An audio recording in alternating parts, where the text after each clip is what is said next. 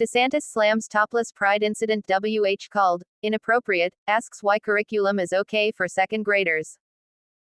Biden has been widely criticized for the way the American flag was displayed at last weekend's Pride event. Florida Governor Ron DeSantis blasted the Biden White House on Thursday for displaying the Pride flag more prominently than the American flag at a weekend event, and said, inappropriate behavior at that event validates his state's parental rights bill. When they had at the White House, this transgender flag as the precedence over the American flag, that's wrong, that is not how you display the American flag, the Florida Republican said during a press conference on Thursday, prompting an applause from the crowd.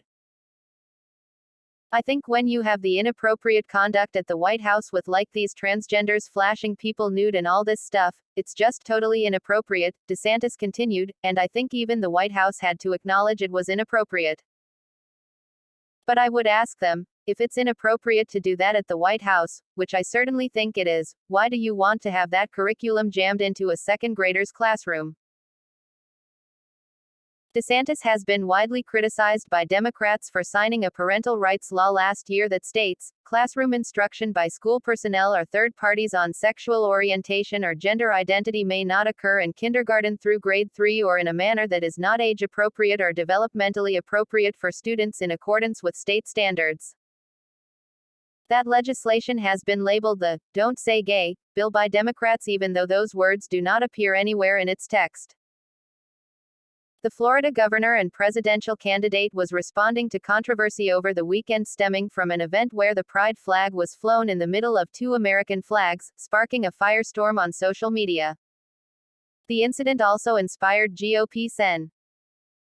Roger Marshall, of Kansas, to introduce a bill that would prevent federal buildings from flying any flag besides the United States flag, with a few exceptions. Additionally, the White House was hammered by Republicans after video surfaced from the event showing two transgender activists topless at the event in videos posted on social media. The White House acknowledged on Tuesday that the behavior of the activists was over the line.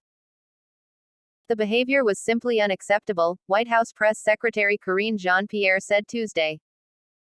It was unfair to the hundreds of attendees who were there to celebrate their families. Speaking at the White House press briefing, Jean-Pierre said, individuals in the video certainly will not be invited to future events.